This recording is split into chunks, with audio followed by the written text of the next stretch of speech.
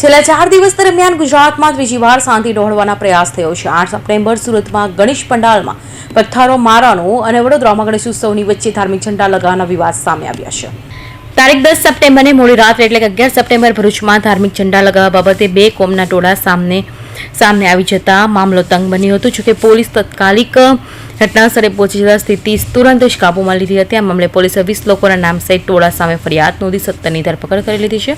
સ્થિતિ ફરી ન બગડે તે માટે સમગ્ર વિસ્તારમાં પોલીસના ધાડેધાડ ઉતારી દેવામાં આવ્યા છે। સવારના સમયે સમગ્ર વિસ્તારમાં પોલીસ દ્વારા ફૂટ પેટ્રોલિંગ હાથ ધરાયું હતું। ભરૂચ પોલીસે લોકોને અફવા ન ફેલાવવા અપીલ કરી છે।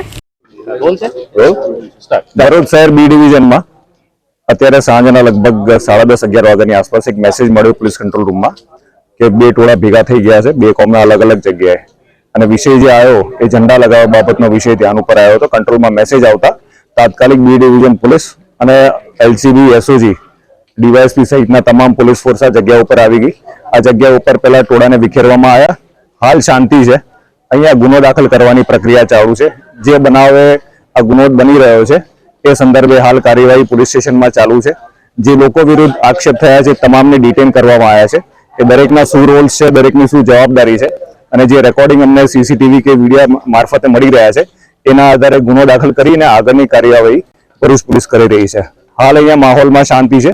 તમામ લોકોને વિનંતી છે કે કોઈ પણ જગ્યાએ કોઈ પણ ઉશ્કેરણીજનક કોઈ ભડકાવે એમાં ભડકાવું નહીં, અને કોઈ પણ વિષય ધ્યાન ઉપર આવે તો પોલીસને તાત્કાલિક જાણ કરવી। ભરૂચ પશ્ચિમમાં આવેલા ગોકુલનગર વિસ્તારમાં હિન્દુ અને મુસ્લિમ સમાજના લોકો વસવાટ કરે છે। હાલ ગણેશ ઉત્સવ ચાલી રહ્યો છે અને આગામી દિવસોમાં ઈદે મિલાદનો તહેવાર આવી રહ્યો છે। ત્યારે વિસ્તારમાં લોકો ધાર્મિક ઝંડા અને તોરણો લગાવી રહ્યા હતા। એકાબીજાના ઘર પાસે તોરણો નહીં લગાવવા અપીલ કર્યા બાદ પણ ઝંડા તોરણો લગાવતા મામલો બિચકાયો હતો અને જોતજોતામાં ટોળા એકઠા થઈ ગયા હતા। ઉગ્ર બોલાચાલી બાદ ટોળા વચ્ચે મારામારીના દ્રશ્યો પણ જોવા મળ્યા હતા। કૌશિક પટેલનો report, Hind TV news Surat.